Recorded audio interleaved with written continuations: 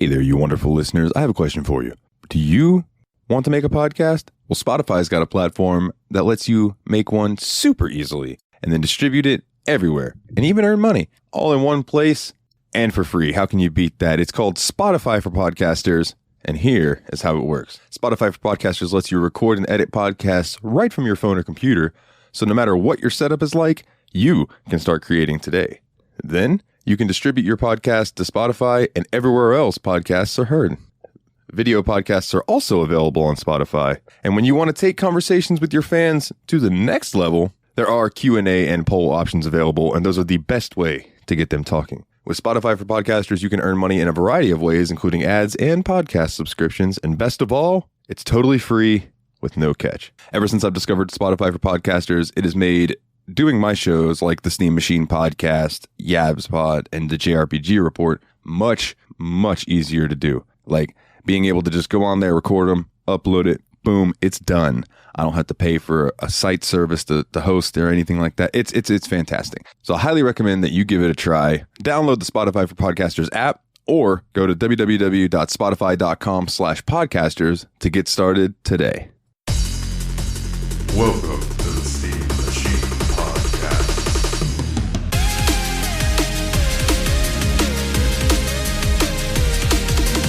With your hosts, Dalton and Ryan.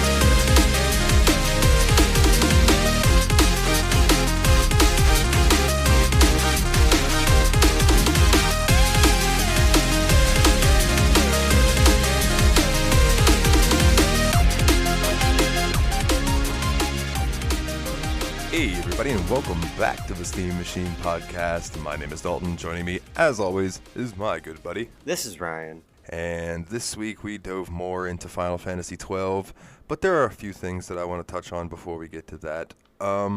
First and foremost, I have a craw up my ass, sir. Yeah. And I want to go ahead and get this out of the way. So I watched a video on YouTube that reminded me that artificial scarcity can eat a motherfucking dick. Yeah. Now, I understand, granted, this whole, I'm going to use Nintendo as an example. Yeah. And I know people are like, oh, if you talk shit about Nintendo, yada, yada, yada. Well, listen, I don't have to sit here and say that, I love Nintendo, because fucking A, all of the Pokemon games and things that I've bought over the years prove that. Yeah, no. Nintendo's got that longevity. They got that street cred. I'm never going to hate Nintendo, but business practices. First and foremost, this Mario All-Star Collection, or whatever, right? I think it's Super Mario Galaxy, Super Mario 64, and Super Mario Sunshine. Yeah. Those three. It's only available until March, I think, this year, and then it's gone. Yeah. Now, I assume that's because they're going to then split that into three things and make you pay for them separately, probably for the same price you got them as for one. I mean, yeah, probably, but, I get where you're going with this, but I'm going to say that this All-Stars collection was just supposed to be, a limited release anyway, because it was just a 35th year anniversary, commemoration of Mario itself. Okay, so then why is that Mario game that they made that's like Tetris 99 but with Mario? I don't remember what they called it. Super Mario. Yeah, go fuck I know yourself. I don't know what you're talking about. The Battle Royale. Yeah. Yeah, that game is going to go away in March as well. No one will be able to play it anymore. Weird. They released Fire Emblem, the very first Fire Emblem game. It's the first time it's ever been translated over here as far as I know, and they put it up on the eShop for a limited time. Yeah. And then you can't get it anymore. Why? Maybe it has something Maybe it has something to do with contracts with the developers and stuff. I think it has to do with cashing in on FOMO. I mean, yeah, out. False scarcity. I get where you're bitching at too, but I also love it. I mean, my pop collection. If there wasn't a false scarcity on the pop collection, some of these wouldn't have the values that they have today. And it's comic values go up if the more copies that are destroyed or the less copies that are printed. But that's a physical thing. Yeah, that's true. There's no need to do it. I get the there's disc no need thing. to It's do it. shitty, but I get it. Yeah. But there's no need to do it digitally. There's no need to do it digitally. I get that. Nothing. Yeah. Nothing that comes from that other than you're going to make more money because people are going to buy it really quickly. It's like if you had a shitty quarter and it's like you release something people want but make it scarce, it's going to make that quarter better because it's going to be a flood of money. Maybe what they're doing is they are just seeing what kind of sales that these games can generate. If they pump up and get a bunch of good sales, maybe they'll just leave it on the store. Or it's going to be like I don't think they will. Or it's going to be like a new trend where they're going to release a couple of games for a limited release, take them down, and then put up a new set of games for a certain set of time and then take them down. And they'll pop back up in the store eventually. It's just kind of got to bide your time if you didn't jump on it at the get-go. Or you're going to have to pay more, which is bullshit. But, you know, whatever. But, you know, we can't act like this is new. If you think about it, Disney has been doing this for years with the Disney Vault. Oh, yeah, the Disney Vault and the VHS tapes and all that shit. Yeah. I've got all of those fucking tapes because from back in the day when it would come out in the vault, my parents would go out and get it just so we had it. Yeah. Obviously, it works. That's why people do it. Yeah. I just think it's bullshit. No, I get it. I get the bitch about it, like, especially where you're coming from with, like, the digital version should just be available all the time. Physical copies is what they should be driving the market for false scarcity for. It's like I've been getting stuff for the show and haven't been spending money on my other consoles, but, like, I would like to get that Fire Emblem game, but I think I missed it. Like, I think it's gone. No. So guess what, Nintendo? I'm going to fucking emulate it, so eat my asshole. And that's all I got to say about that. And then we just got slapped with a cease and desist. Good, I'll use it to wipe my motherfucking ass. All right. Rant over. Fuck artificial scarcity. I think it's dumb. Yeah. So I mean, I know you want to end that rant, but I was just kind of thinking about it today. We were talking about it at work a little bit, and one of the guys I worked with brought up the fact that he still can't find a PS5 anywhere. Oh, yeah. And I'm like, it's not that the demand has skyrocketed beyond what they can manufacture. Like, they knew the demand was going to be high. They're just choosing not to mass produce at the level that they could in order to keep that demand high. Like, and you know what? No, let's go back to it, because that brings me to another fucking issue that I've got, okay? And that is the people that set up bots. Yep. Because even in the PC realm, like it happened with the PS5, it happened with the Xbox. As soon as it went live, all these bots bought them. Yep. And then all of a sudden, you start seeing them show up on eBay and Amazon for double the price. Yep. You know what I mean? That happens every fucking time a new graphics card comes out. Yep. Like, I just saw this thing where it said the GTX, NVIDIA is releasing a GTX, I think 3060, which is better than my card. You know what I mean? So I was like, oh, look into it. And they were like, yeah, and it's more affordable than the other ones. It's only like $400. Well, it's between $300 and $400. I don't remember exactly what it was. But it's slated to sell out as soon as it releases because of all the bots, all the scalpers who have set up the bots. Yeah. And I mean, don't get me wrong. I know there's a lot of people ready waiting to click too. So you got to take that into account. But when there's a bot that's clicking faster than humanly possible and doing all the shit for it, and the companies, it's like, on one hand, they could implement systems that would prevent that from happening, right? But on the other hand, it's money to them no matter what. Yeah. I think because of what happened with all of the scalpers buying up all the PS5 consoles and all the Xbox consoles upon release and stuff actually changed the way a lot of these people are going to set up systems for like future releases, where they are going to only limit like a certain number per like registered account or something like that. And then they're going to even take it further to prevent bots from purchasing these things. They're going to do like the verify shit. Like, you have to click all these pictures that show a fucking dog, like sort of shit. Like, you're actually going to have to go through a couple more security steps to make purchases for things like PC parts or consoles and shit like that. I hope they fucking do that. I hope they do that, because I think it shouldn't even just be like electronics. It should really be just about everything, especially come like Black Friday season. Like, little kids' toys. God, people die fighting over like fucking Tickle Me Elmo and shit like that. Like, there should really be like a serious hard limit on fucking purchases made in places like with the bots online. You have motherfuckers like, my Walmart just finally put a limit maybe about a month ago on how many packs of cards for certain things that you could buy at a time, because motherfuckers were going out and buying entire stocks of sports cards, Pokemon cards, Magic cards, just to fucking rip them open and sell the cards that are worth it. Like, that's fucking it. I mean, granted, that's what I want to do, but when one motherfucker goes in and buys all of the fucking cards and like, no, you got like 5-year-olds who are crushed because they can't find a fucking booster pack of Pokemon cards because some fucking asshole just bought out the entire fucking store to sell one card for $300.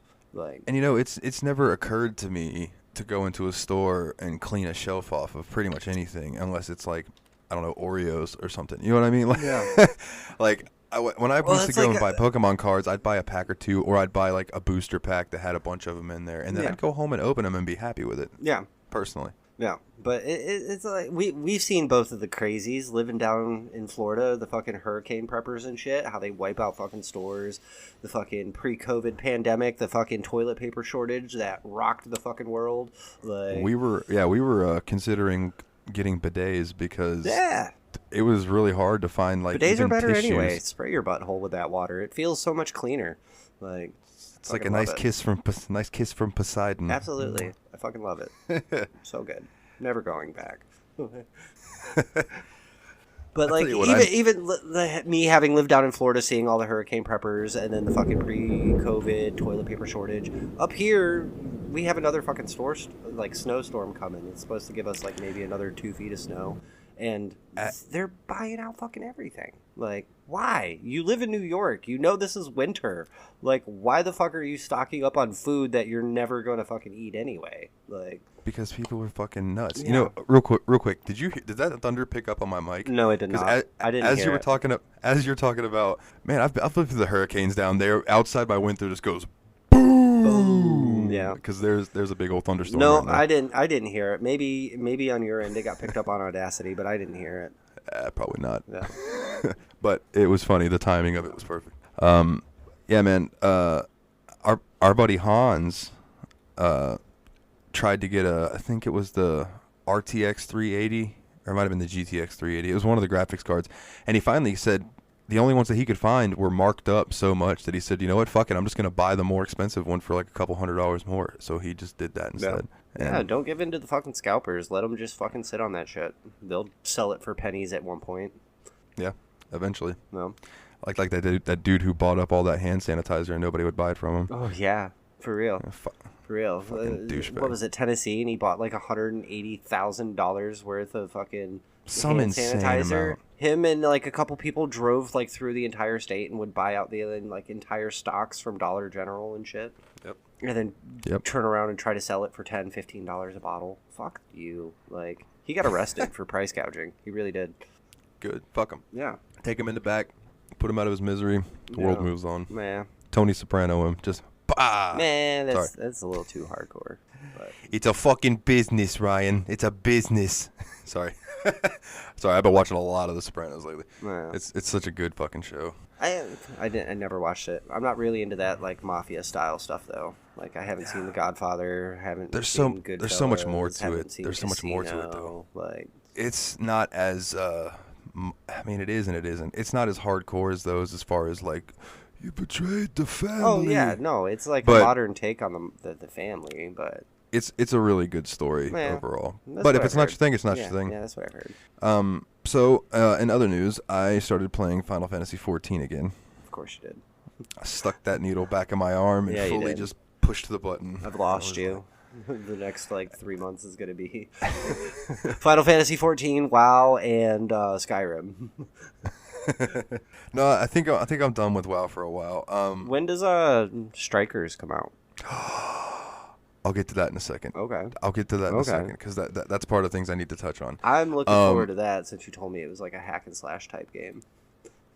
So one thing so shout out to Max Millions and her husband Slice and Dice on my server and in our free company on Final Fantasy 14 because she started listening and wrote me today and reminded me actually that the worlds of Final Fantasy Tactics and Final Fantasy 12 are the same world. Oh, interesting. I believe its Tactics takes place. Hold on, I have it pulled up. Final Fantasy Tactics is set around 1,200 years after the events of Final Fantasy 12. Oh, shit. It says, in that time, a great cataclysm occurred and set civilization back technologically to the Dark Ages, and also resulted in a vast majority of other races going extinct or near enough. The Espers were subsequently freed from their control of their glyphs and weren't able to possess people via pacts, thus becoming the Lucavi. That's pretty cool. Yeah, it is pretty cool. Which ties into 14, again, because not only did she tell me this, but 14 has a raid called the Return to Ivalice, I think is the name of it. Or that's the overall arcing quest, is the Return to Ivalice. And I believe the raid was the royal city of Rabanastre. Oh. So I haven't played it, but I'm going to try to get a group to do it this week so I can get in there. Or I'll just run it and try not to run around and die. Or, run around, try not to die. Yeah. But it's a 24-man raid, and it follows the Lexentail family as they search for the truth behind the fabled land of Ivalice in an effort to clear their sullied family name. And I think the guy that wrote Tactics and 12 was a guest creator for this raid series. Nice. As well. So nice. the boss designs and stuff were by Kita Amemiya. That person. Yeah, I don't even try. Like if I like to try. I like see, to at least trying, give the effort.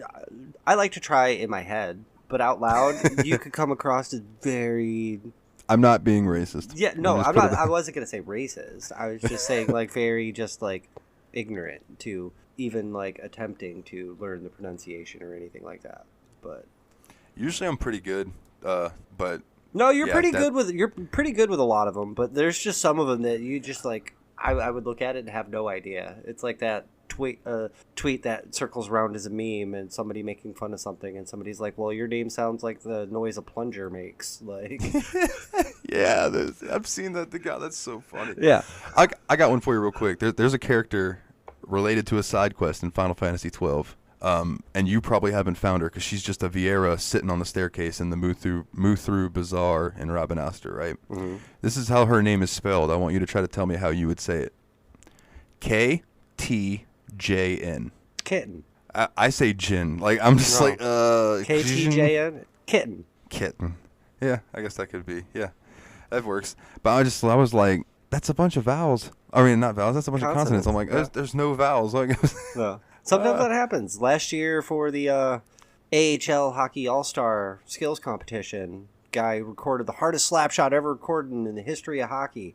His last name is FRK. Frick. Frick. No. Frick. FRK. That's it. Frick. No. But 109 point something miles an hour. Can you imagine standing in front of that frozen rubber disc? No. Not at all. What was I looking for real quick? Oh, there we go. All right, so sir, how far did you make it this week? Actually, real quick, before I wanted to touch on one more thing about 14. Yeah. So I've been back for 2 days, and I've spent a lot of time playing. Mm-hmm. And have I done any of the new content really? No. What have I done? I've gone and farmed materials, and then crafted.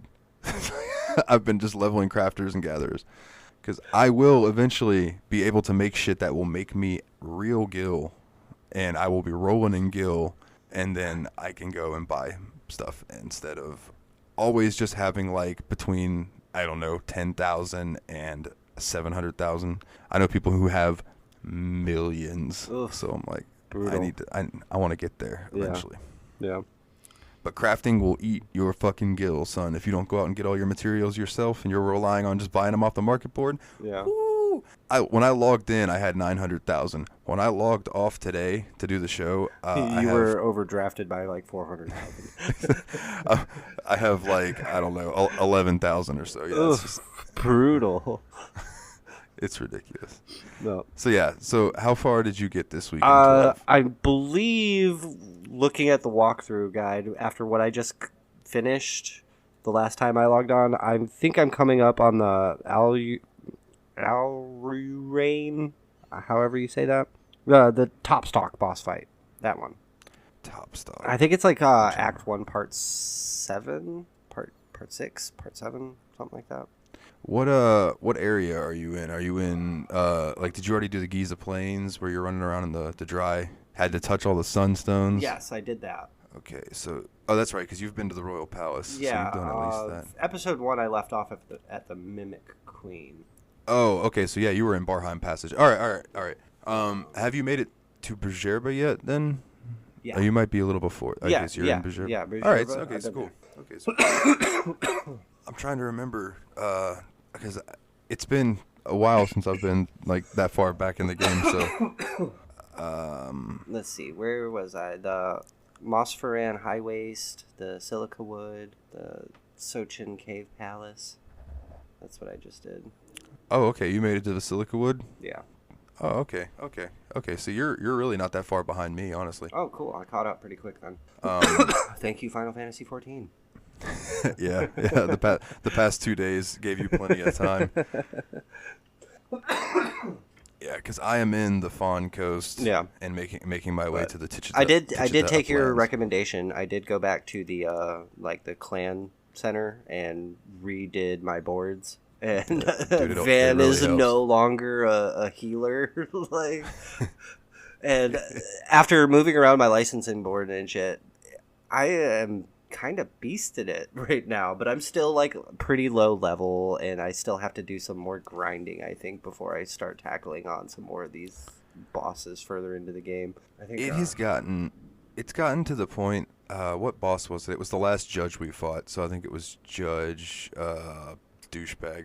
Yeah. Starts with Gabranth. I think it was Gabranth. I could be wrong. I ran in there, and it was us versus him, and then behind me spawned 3 judges, right? Yeah. So I just turned around, and all 3 of those judges, I one-shot them all, just pff, and they just died. Nice. And I was like, all right. So I turned around, and we just started wailing on that dude. That whole fight lasted like 30 seconds. Nice. I love when And I that think shit it's just- happens. When you just like have it perfect and it's just like done. Well, it's gotten to the point that on all my characters, both of their license boards, because I've got where they got both of them, are almost full.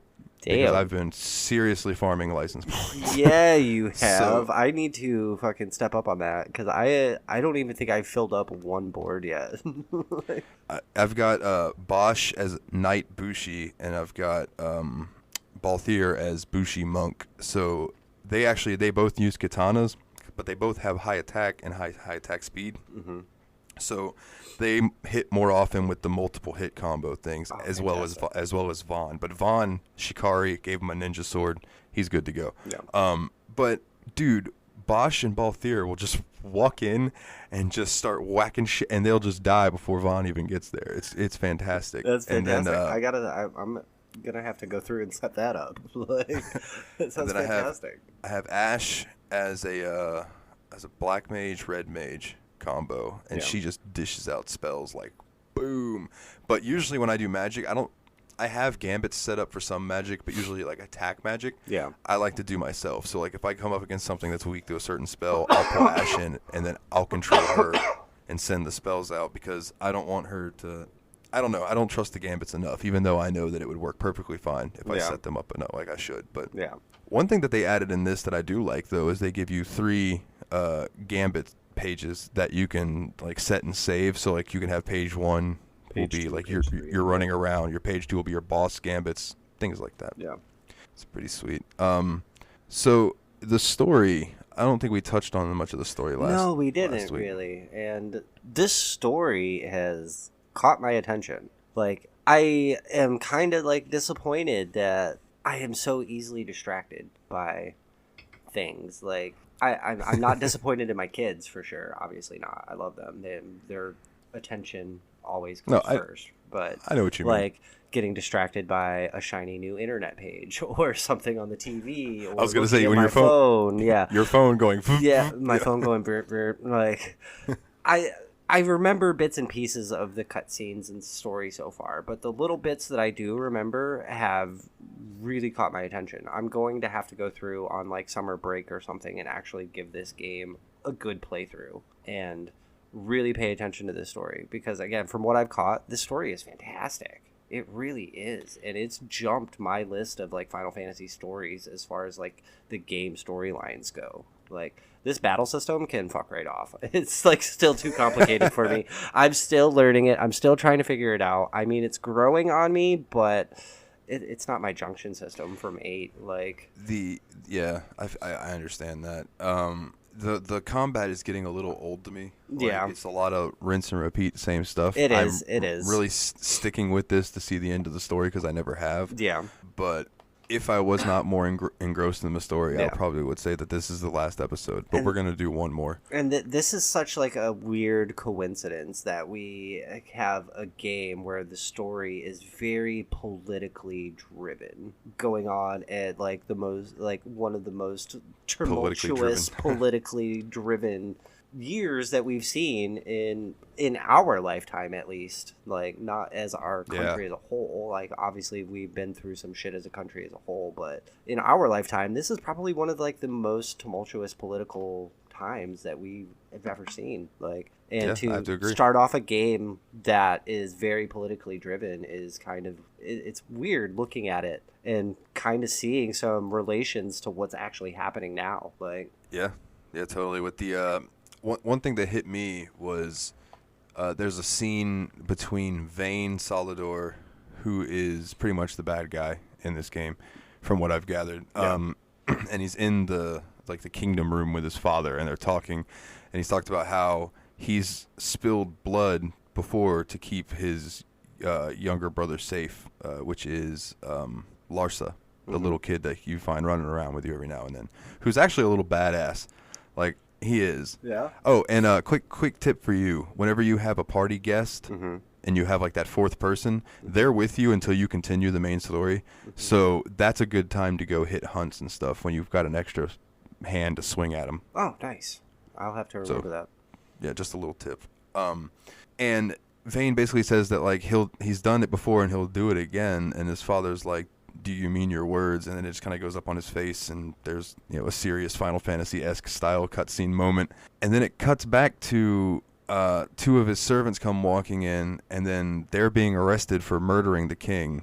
But it's like it's heavily implied that Vayne killed him, right? What?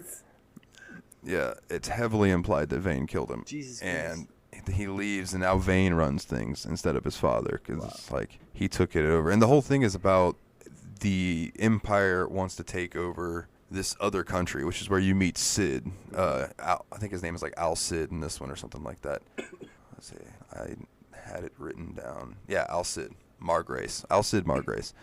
And he is from Rosaria, and that's the next place the Empire's trying to take over. And he wants you to come, like, help him stop that. But Ash basically tells him, like, we've got shit to worry about here first.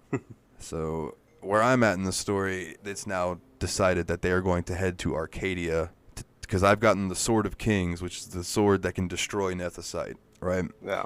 And she was going to try it out on the Dawn Shard, but as she goes to swing it at the Dawn Shard, a ghost of Rex appears, which is Vaughn's brother and her wife and the king. He was the king of Rabanastre. And he basically tells her not to hit it, like, without saying any words. He just, like, shakes his head no, and she swings and hits to the side of the Nethicite, and he nods his head yes, and then he disappears back into it, and she takes it's the Dawn Shard, I believe. And it's funny because she goes, we must go, this is the sword, I know it is. And Balthier, as he's walking away, just goes, yeah, I'm sure it'll work if you hit your mark, and then just like walks off. He's such a douchebag. I love him. You know what I've tried to figure out this whole game, and I hope that it brings it together in the end. I hope they explain, like, why the fuck Balthier and Fran stuck around. Yeah, no, I want to know that too. Like, why you? Like, are they just in it for fun? Because they're sky pirates. I mean, they're like you said, Han Solo and Chewie. Like, they're just there. Like, why? I would have bailed. First sign of war, getting thrown in a dungeon. Bye. I'm going as far away as possible. Like I get why Bosch is there. I get Ash. Vaughn kind of got roped into it, and I think Penelo will go anywhere Vaughn goes. Yeah, pretty much. In fact, there's a side quest. There's a side quest that I did. What was the name of it? I don't know. It was like something about love, and there were these two people that you had to talk to, and one of them was a Vieira. Oh, okay. The quest is called Vieira Matchmaking. And after you had gone through Jahara, where you meet the Garifs and the Osmond Plain, this is when she shows up. And so it's at the South Gate. Yes, the South Gate in Rabanastre. You'll just, by the Chocobo stables, you'll see a Vieira standing there. Mm-hmm. And you talk to her, and she tells you that she left her homeland in the Silica Wood to come out and find a mate. But she hasn't been able to find anyone. But she's going to stay here in town and see what happens. So she goes walking off. So if you run up through the gate and go to the fountain there, you will run around, you will find a man, and his name is the Love Struck Man, right? So you talk to him, and he tells you that he once saw the most beautiful Viera in the world, and he's never seen her again. But the Viera that just walked by looked a lot like her, or reminded him of her, and he shouldn't miss this opportunity like he did the last time. And so you go and talk to her for him, right? So you go and you find her, and she's in the Gambit shop, and you talk to her, and she says that there was a nice man in there that was talking to her too, and he's some lord or whatever. So you go back and you talk to the Love Struck. Oh, I'm sorry, no. You make your way to the Sand Sea, and you find her in there. And this is where it ties into what I was going to say about Pinello, because she says every time you talk to her, she wonders if it's you because you keep finding her and talking to her. And she's like, no, I can smell that you're taken for. Someone loves you very much and would do anything to see you safe and something like that. And I was like, oh, Pinello. Got to be Pinello. Pinello. I love Pinello. So I ended up, you have a choice with either hooking up with Lord Vane, not Vane Solidor, a different Vane, or the Love Struck Man. I went with the Love Struck Man because you get better rewards for it. Yeah. If you select Lord Vane, you just get the Locksley bow, but if you choose the Love Struck Man, you get the Locksley bow and 2 high potions. So I went that route. Yeah. I don't have an archer, so I can't even use the bow, but I still felt good. I don't know. That's the thing about RPGs is sometimes these little side quests, you just do them because it gives you a sense of satisfaction. Goddamn, I'm dying. Don't die. Yeah. Don't die on me, Paul. But other than that, dude, I've looked through this list of side quests. Mm-hmm. After somebody in the Factory Sealed Discord I was talking to about them, and they were like, have you been doing all the side quests and stuff? I had completely forgotten how many side quests there are. There's probably a million, like most games like this. There's a ton, but the thing about this one is that, like, they don't have, like, a little exclamation point above their head. You have to talk to people to find them. You know what I mean? Yep. And that's like, I think that's one of the things that they tell you right at the beginning of the game, like during the tutorial phase. And it's like, be sure you stop and talk to everyone you run across. Like, yeah, because you're going to miss out on a lot of different items and quests and things that could possibly help you along your journey. Yeah. And there's certain side quests that you have to do to complete part of the game. Like the Lost Cactoid. Like there's a part where you have to find a lost cactoid and return it to its mom, so it'll leave these villagers alone, so you can then bring the villager's dad back home, and then you can cross and go into the next area, which I believe that's how you get up into the Basilica Wood and all of that. Or it might be past the Basilica Wood. Hell, I don't remember. There is one quest that I'm working on currently called 3 Medallions, and you need those medallions to get into the neck roll of Nabudis, into the deeper areas of it. But the 3 medallions, like, as far as I am in the game, I was only able to get the first part of the first medallion. Wow. So we'll see. We'll see what I can do in the next week. Yeah, but apparently there's a fishing side quest. Nice. That I had no fucking idea about. Yeah. I had no idea about, like, most of these side quests anyway. I think I maybe have stumbled across maybe like 1 or 2 since, but I know the one that gave me a hard time. I had to go and level up some and then come back and then hit it with quickenings, was the Earth Tyrant. So I believe it's on your way out into the Wester Sand. Yeah. There is a lizard guy standing there. And if you talk to him, he starts telling you that he's been having this issue with these sandstorms in the Wester Sand, that he needs to go do his research, but he can't, right? Well, you end up having to go and talk to this dude at a fountain, who then sends you to the Lowtown. And then you have to talk to another guy down in Lowtown. Then you go find this piece of this item that they used to use to get into this special area. It would help them walk through the gusts of sand and stuff to get to this special area in the Wester Sand where they used to go hang out as kids. But he had buried it in the Wester Sand. So you have to go get it. You bring it back. He puts it together with the other piece. Then you're able to go into the Worm's Den. And once you're in there, you find the Earth Tyrant, which is this giant fucking earthworm. And I mean, like, dragon worm. Yeah, WYRM. Yeah. I realized when I said earthworm that I was like, well, wait, no, it's not a giant earthworm gym or anything. That's a mod. That's a mod that would be awesome. Yes. You just walk up in there and it's a giant earthworm gym. Shout out to Tadpog's SNES Game of the Month, Earthworm Jim. Man, that boss, that Earth Tyrant kicked my ass like twice. And then I was like, finally, all right, I'm going to go. And I went back to the Lusu Mines, and I got probably another 1,000 LP and distributed it, and then went back and just knocked it out. Yeah, nice. I also have some espers now. 2 from the storyline, and then I got 2 of the optional ones. They were a pain in my absolute dick. And I got them, I think, because I got them way before I should. So the ones you get through the story are Bellius and Matthias, which are the 2 that I have from the story so far. Then I randomly stumbled upon Adramelech, which I think I talked about last week. Adramelech was really fucking hard. It took me a few tries and some going back to the plains to level up some, but I finally beat him. And then I somehow, I cannot tell you how, beat Chichulane, which was a pain in my ass because that thing, I think that was the fight where he just kept casting Disable on all my people, and it was like, you have to pop that off or it's a game over. Like, it's fucking hard. And I got Zeromus, and that's the hardest fight I've had in this game so far, was Zeromus. He hit so hard, and he kept summoning zombies. Like, so you're having to deal with crowd control and fight the boss at the same time, and he's hitting you like a fucking truck. It was rough, dog. Yeah. But I'm really enjoying it. But yeah, the political intrigue, the whole empire wanting to take over all the land. They're like, this is all ours now. You know. But I will point out something that I was listening to Damn Chocobo talk about this, and I agreed with them. Yeah, I know, it's a great podcast name. Damn Chocobo.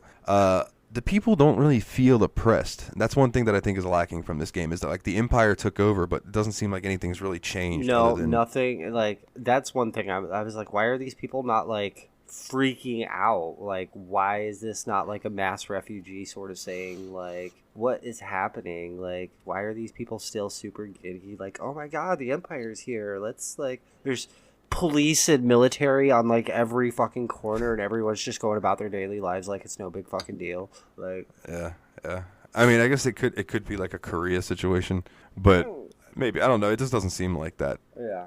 Yeah. So I think that's a part that I would say is a negative, if I could say anything about it that's negative. But and like we touched on earlier, man, the gameplay itself is just getting very repetitive. It is.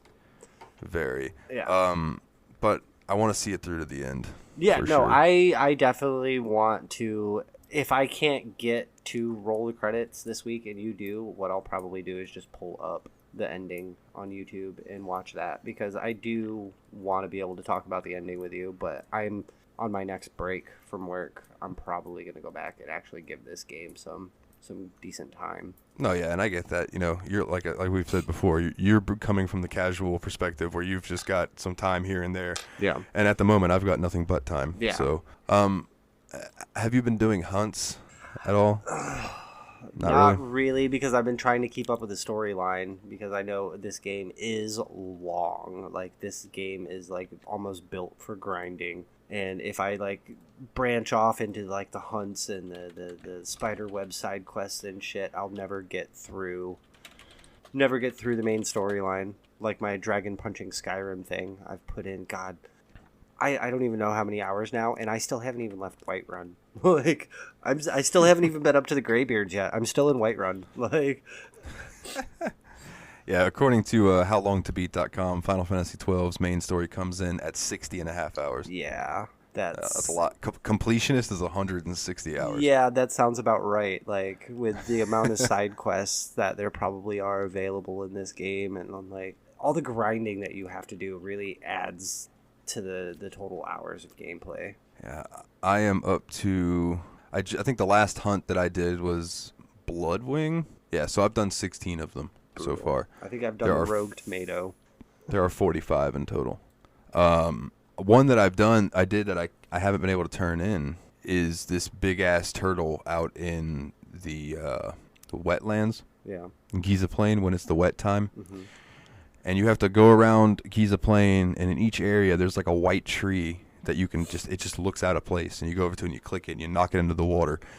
And eventually, once you've done it, all of them pile up in this bottom right area of the map, and you go down there. You can cross the bridge over into this new zone that's open, and that's where this particular thing spawns. I think it's called like the gill snapper. It's technically hunt number 36 because you can't turn it in until it's the dry season again, which is not till way later in the game. Wow. So you gotta hold that. Patiently waiting for that. Yeah. Yeah. So I've killed it. I'm done. Like, I beat it. It was a hard ass fight. Oh no! Wait. Now that I'm looking, I've done some of these other. So when you get into hunt the Clan Centurio, they give you elite hunts too that are a little harder than the normal ones. I believe the Gill Snapper was one of those. And then there was the Trickster, which is a white chocobo that's massive, and it's in this certain area of the place right by Mount Baromeses, the Paramina Rift. Yeah, it's in this certain area, and the chocobo is invisible until it runs up on you and starts hitting you. Wow. And it's really fast, and it is just a pain in the ass. Yeah, it sounds like it. And then I did the Antlion, which is massive. Oh, basically, once you start getting up to these higher ranked marks, dude, they're brutal. Yeah, I bet. The guide because I started using a guide, so I didn't miss any more side quests. And the guide's like, yeah, you can go ahead and snag these hunts, but I wouldn't attempt them till much later. But I do want to say, if I'm going to play this for another week, if we don't beat it by then we'll just keep it on the list and come back to it, because I don't know, or listeners, you can let us know, because I feel like 4 episodes in a row on a show like ours is a little much for one game. Long, yeah. And in keeping that in mind, there are going to be a few games on our list that fucking really going to take a long time. Yeah. Yeah, like the record of Agarest War. In fact, let me get back to howlongtobeat.com, because I want to see your face when I tell you. I think I've told you this before. Just wait until we pull No Man's Sky. Well, okay, so that's different, because there is an end to that game. Huh? There is an end to that game, but it's just hard to get to. Yeah. Okay, so we have 3 Record of Agarest War games, right? Mm-hmm. So I'm gonna start you off with the shortest one. Record of Agarest War Marriage. Main story, 24.5 hours. Main plus extra, 28. Completionist, 34.5. Yeah, it's not so bad. Not bad. Okay. Record of Agarest War 1. Main story, 83.5 hours. Brutal. Main plus extra, 132 hours. Brutal. Completionist, 199 hours. Yeah, I don't have that time. Record of Agarest War 2 is not quite as long. His main story is 69.5. Nice. I think that's 69ing with a finger in your butt. So, main plus extra is 87.5 hours. Completionist is 137 hours. Oh, answer. These long games are just gonna have to wait until Dogecoin hits like $10, and I can retire. We have somebody in our Discord who is pondering the idea of pitching in the money to select a game. But it's not a game on our list, but it's a game that we all 3 own. Yeah. Yes. He would like to talk to us about Persona 5 at some point. Oh, so I will actually have to load that up and play it. Yeah. So I told him, I said we'll hash that out, because that's a long game. So it is a long game. I do have a date. The academic calendar graduation is May 15th, so I should roughly be starting break around that time. So Sweet. from might be May until August, if I tell work that I'm not going to work this summer, I will have that whole like June, July, and half of August free. Yeah, maybe that'll be a good time to knock some stuff out. Maybe get some stuff. Yeah, and then soon, hopefully, the taxes will be in my bank account, and then we will be building my PC. Yeah, dude, I look forward to that too. Yes. That's gonna be a blast. Speaking of Persona 5, you were talking about Strikers earlier, and I said to put a pin in it. So next week, we're gonna do the Final Fantasy 12 wrap up, or with however far we got, whether we beat it, whatever. Our buddy James is gonna come on. Now I don't know if he'll be able to come on when we record at night like this, or if it'll be like I'll get with him earlier in the day, and if you're available, then you could hop in too. If not, then I'll just edit it into the end of the episode or something. Yeah. but he's going to come on talk about Final Fantasy 12, and probably curse me for Persona 4 or Persona 5 Strikers coming out 4 days early on PC, because I bought the digital collector's edition, whatever, which the game comes out on the 24th. Gives you early access. Yeah. We get access to it on the 20th. Nice.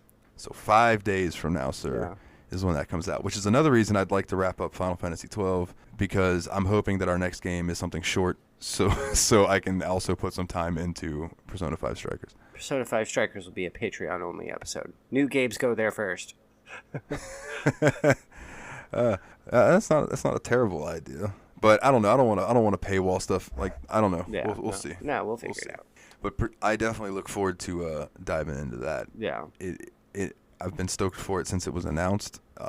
But so if Taylor decides to God damn it, it's fucking do cough. the $20 thing at certain point or at some point, Yeah. it'll finally give me an excuse to play through Persona 5 Royal, which will be nice, because it was like I got that and was super gung ho to play through it, and then we started this show, and I haven't touched the PlayStation really since. Yeah. So, I use my PlayStation to stream stuff. I'm mostly playing on the PC now. yeah, dude. I tell you, I've been playing Final Fantasy 14 on my main screen, and up here on my side screen, I've had She Heals, I Tank old episodes playing on Twitter, Twitch, which is a Final Fantasy 14 podcast, and I love them to death. They're part of my free company. It's Pete and Avi. They're awesome. So actually, shout out to the whole Domina de Umbra. I think that's what the name of it is. Domina de Umbra. That whole free company. You guys rock. There's got to be something else that I'm missing that I wanted to talk. Oh my God! I saw that they are porting 2 Nintendo 64 games to the PS4 and the PS5. Yeah, Turok and Turok 2. Fuck yeah! Oh boy. I used to play the shit out of Turok. Get out of here. Those games did not age well, sir. I fucking love the 64. Y'all I know. Y'all high-tech, high-performance PC gamers and shit. Y'all, the gaming community shits on the 64. I fucking love it. Like, Listen. You say that. There are some PC games on our list that are older than the 64, and you're going to be like, what the fuck is this? Yeah, there aren't many consoles, though, where you can sit down and do 4-player local multiplayer. Like, There's also not many consoles that you can sit down and need 3 hands to hold the controller. You need 2. You have to just learn how to hold it right. You got to use the thumbstick with your dick. Yep, that's what I did. All right, so I did want to save this till the end in case people didn't want to listen to it. Yeah. Okay, I don't have it pulled up. I cannot find it. But the other day I'm laying in bed just scrolling through the internet looking at Final Fantasy 12 stuff. And I happened upon this Final Fantasy 12 fan fiction. Of course you did, because it's the internet. And it started out all right. It was talking about that Ash, Fran, and Penelo were in a party, and they got separated from the group, and they had fallen into this trap in this dungeon that they were in. And now, in order to get out, there was this pressure plate that they needed to use to get out, right? Mm-hmm. So they lay all their weapons down, and they take all their gear off and lay it on it. They're all naked, and they're trying to. It's not enough pressure, and then they stand on it, and it's still not enough pressure. When they stand on it, it's enough pressure, but when they get off of it, they need to be able to leave there. Mm-hmm. Well, it was about this time that Fran starts saying that her stomach hurts, and they realize that they haven't taken a shit in like a week, maybe 2 weeks, longer than that, right? Yeah, you see where this is going? God damn. Yeah. So eventually, they come upon the idea. Oh, Fran, you should just take a shit on the pressure plate because it'll add the weight on there and it might help open the door. And apparently, Fran's the Vieira take massive shits because she just starts apparently, according to the story, just letting out this huge pile of turd, and it just starts piling up, and she's having to move to make room to put more out. Jesus and fucking Christ! God damn it! I hate the internet so much. They think it's done, but then she gets another gurgle, and a fart comes out, and then here comes more, and this time it's more liquidy than it was the first time. And no, dude, no. Oh no! So she finally finishes, right? Eventually, this was like paragraphs about this. Then Penelo says that she realizes she hasn't gone in a while. So Penelo goes over there, starts taking a big dump on this thing too, right? Well, Ash is mortified because she's a fucking princess, right? I bet. And they're telling her, Ash, we need you. You haven't pooped in a while. Your stomach is bulging out. We need you to shit on this pressure plate. And she's like, it is not going to happen. So Penelo goes and grabs her, and they start wrestling around. And Penelo's trying to squeeze her stomach to make her shit, right? And Penelo's up underneath her doing something, and Ash pisses on her face to get her off of her.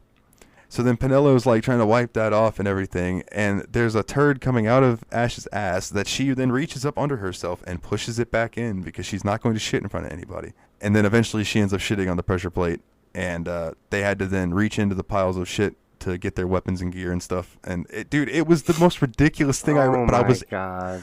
I couldn't stop reading. It was like seriously like 20 something paragraphs. I read every bit of it, and I was just disgusted, but yet I couldn't look away. It's why I have a love-hate relationship with the internet. Some things like that is just like, this wouldn't exist without the internet.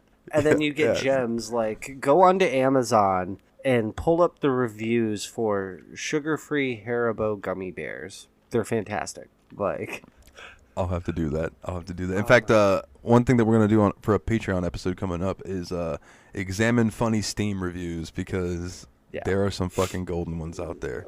And that was Ryan's idea, and I was like, that's fucking good. Reviews, comment sections, forums, and cats are the backbone of the internet.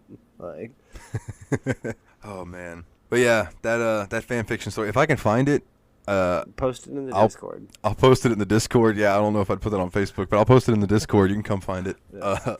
Which, speaking of, if you would like to join our Discord, you can hop over to facebook.com/the Steam Machine Podcast. That's our Facebook page, and the Discord link is posted at the top, along with our Threadless link. If you'd like to get some merch, there are 2 designs out there now. There's the design for our normal show and the design for our Patreon show.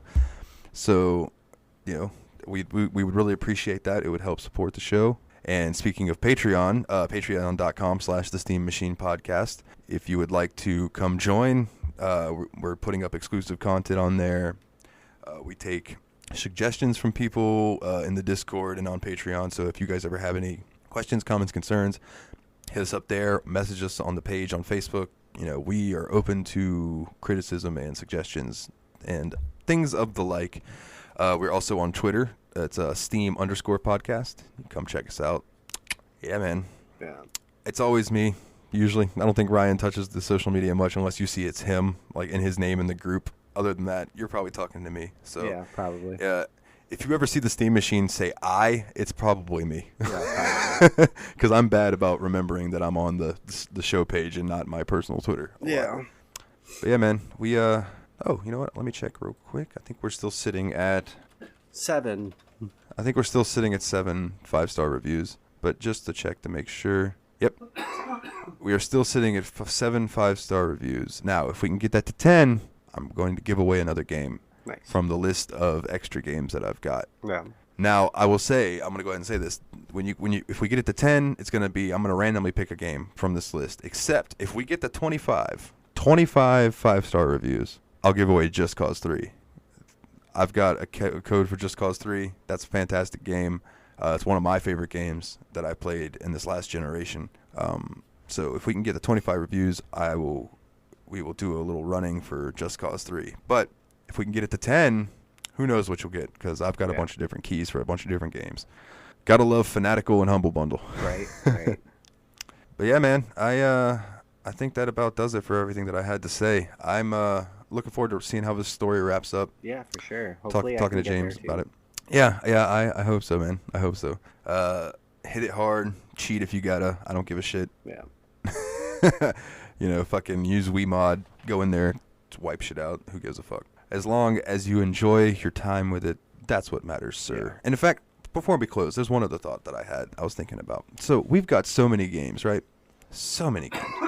Yeah, we're up well over 1,000 now. Yeah, I think we're at like 1,101. So as older games phase out and won't work anymore, which is bound to happen eventually. Yeah, like Gothic. Yeah, well, I think there's a fix for Gothic. Yeah. And now that you're a little more computer savvy, we might be able to do that, but we'll worry about that another time.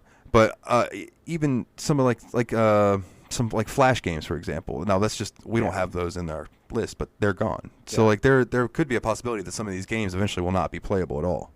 And I was thinking, well, that sucks, but that also helps with all the new games that are going to be coming out that we're going to add to the list. Yeah. because, you know, maybe we'll do the brand new games go to Patreon and then we'll release that later, or just do brand new games as a special. Like 1 week we'll just be like, all right, well, instead of our game of the week this week, we're doing such and such, you know? Yeah, I can see that happening at some point this year too, probably for Resident Evil Village.